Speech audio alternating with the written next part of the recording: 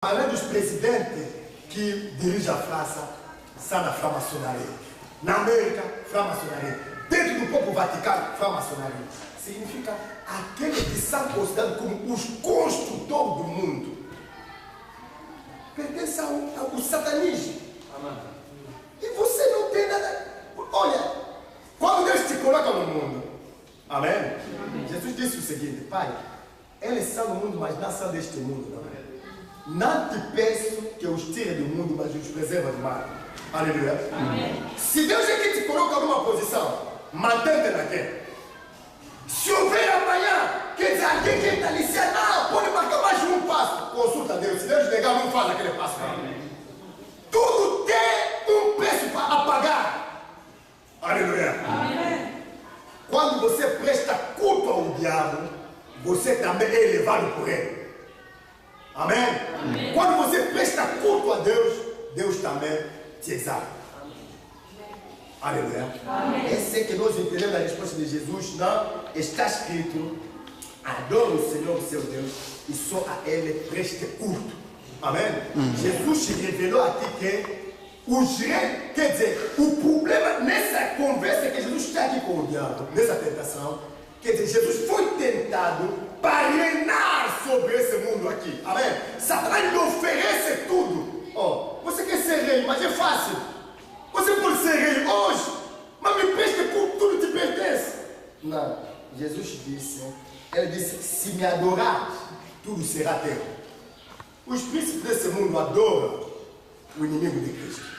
Amém? Os príncipes deste mundo todos, a Bíblia, nós meditamos aqui sobre a cidade que tem a realeza sobre a terra, sobre toda a terra. Amém? E é só ver o que aconteceu quando morreu o Papa João Paulo II. Todos os poderosos da terra foram render homenagem a ele. Mas se nós observarmos a Bíblia, aquele que estava estendido lá é considerado como inimigo de Cristo. Inimigo. Bem, durante a sua vida, ele autoproclamou-se representante de Deus.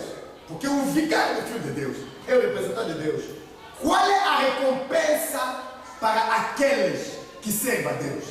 Jesus disse o seguinte: o Filho do Homem não veio para que condenasse o mundo, não, mas para que o mundo fosse salvo por ele. Amém?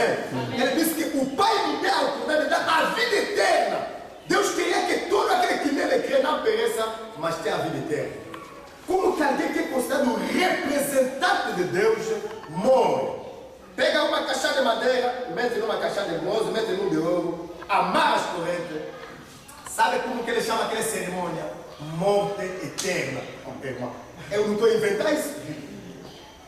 Eu não estou a inventar. Assistir com os olhos que você tem na televisão. É por isso que eu estou te dizer, quando está na televisão, desliga até um bocado das viúvas sombras que está na vela. Não sei aqui. Viúva negra, uma coisa assim.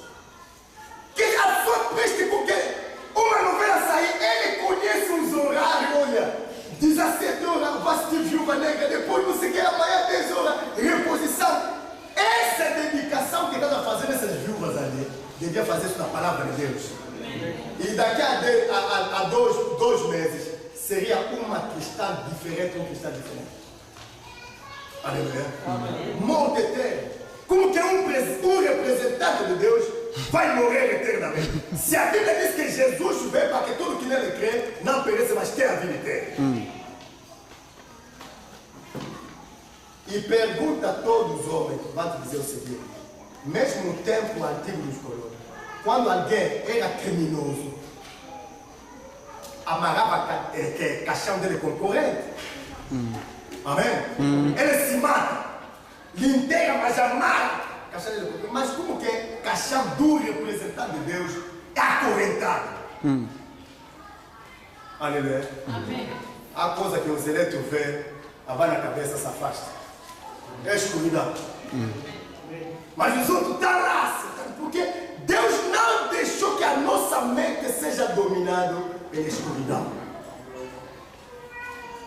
E sobre esse reino que há de vir, irmão, muitos são os que ainda duvidam disso, apesar da profecia bíblica. Mas temos algumas luzes que a Bíblia nos mostra. Um dia nasceu aquele menino chamado Jesus.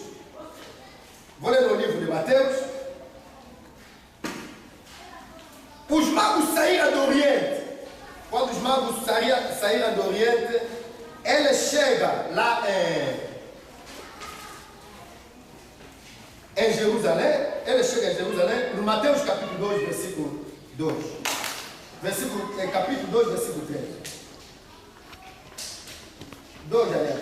Ele está dizendo o seguinte: onde está aquele que é nascido rei dos judeus? Porque vimos a sua estrela do Oriente e viemos a adorá-lo. Amém?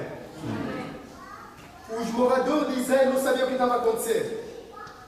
Jerusalém foi perturbado aquele dia por uma revelação singular. Homens saíram de muito distante e vieram à procura de um recém-nascido rei. Amém? Amém. E quando chegaram, a escritura tentava procurar em toda parte, mas o rei Herodes, quando chegaram, disse: não, nós vimos a sua estrela desde o Oriente. Então, chamaram o sacerdote abriu as escrituras e disseram: não, com certeza deve ser em Belém, porque a profecia diz: Efrata Belém, e de ti onde vai nascer aquele que vai apacentar Israel. Irmão, presta bem atenção. Quando o povo mergulha na escuridão, quando o povo não sabe mais de que direção seguir, a luz está na profecia. Amém? Porque a profecia nunca foi produzida pela vontade humana, não. A Bíblia diz que os profetas falaram da parte de Deus, inspirado pelo Espírito Santo. Eles estavam pedindo um rei, mas a terra já tem um rei. Qual é esse rei mais? Disseram: não, nós vimos a estrela dele a brilhar. Então foram em Belém e foram encontrar um menino. Amém? Mas aquele menino ali não é um rei eleito pelos homens, não. Aleluia. Ele já naquela condição entrou no mundo como rei. Aleluia. Mas Israel o rejeitou, ele foi preso. Nós seguimos, acompanhamos esse rei até na presença do Pilato. João capítulo 18. Jesus está diante do Pilato. Estou a ler a partir do versículo 33 a 36. Pilato então voltou para o pretório, chamou Jesus e lhe perguntou: você é rei dos judeus? Perguntou-lhe Jesus: essa pergunta é tua ou outros te falaram a meu respeito? Respondeu Pilato: acaso sou judeu? Fora o seu povo e o chefe do sacerdote que entregaram você a mim. O que você fez? Disse Jesus: o meu reino não é deste mundo. Se fosse, os meus servos lutariam para impedir que o judeu me prendesse. Mas agora o meu reino não é daqui. Amém? Amém. Está claro, Jesus não está a negar que ele não é rei, não. Amém? Amém. Jesus acabou de confirmar diante do Pilato que ele é verdadeiramente rei. Embora tu, Pilato, não acredita, porque eu queria saber que o Pilato estava a falar essa coisa de ti mesmo ou alguém que te falou isso acerca de mim. Mas ele respondeu: o meu reino não é deste mundo. Significa que, se nós voltarmos à escritura de Lucas 4, onde Satanás, o diabo, mostra a Jesus todos os reis da terra, diz que isso me foi dado e eu dou a quem quiser. Se me adorar, será teu. Jesus negou. Por quê? Porque Jesus sabia que ele mesmo é o rei e existe um reino excelente que há de vir depois de tudo esse passado. Amém? Amém. Ele disse: o meu reino não é deste mundo. Se meu reino fosse deste mundo, o meu homens ia lutar por mim. Qual é esse soldado que havia de lutar para ele? Voltamos mais atrás. Jesus é preso. Pedro tira uma sabra, corta a orelha até Marcos. Jesus pegou a orelha por e disse: Pedro, deixa. Eu, se quiser, posso clamar ao meu pai e ele vai mandar 12 legiões de anjos para me defender. Aleluia. Está entendendo o tipo de soldado dele? Não sei se esses militares que tem lança e flecha, não. Ele tem um exército dele que ele pode mandar chamar. Mas ele revelou a Pilato que a intenção dele não era lutar para esse reino que se via, não. c'est que você compreende a linguagem de Jesus. A intenção dele não era lutar por causa daquele reino, não.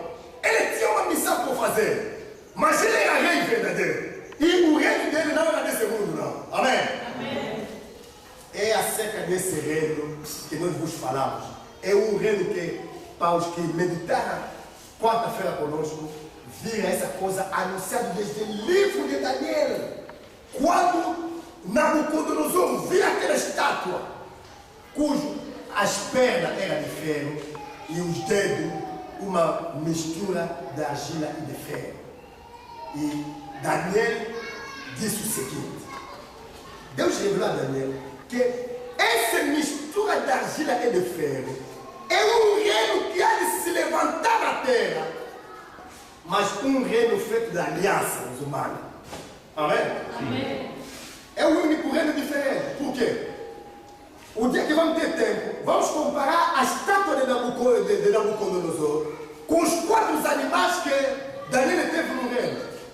Daniel disse que eu vi os ventos a lutar. Amém? Cada vez que os ventos lutavam sobre o mar, então se levantava um animal.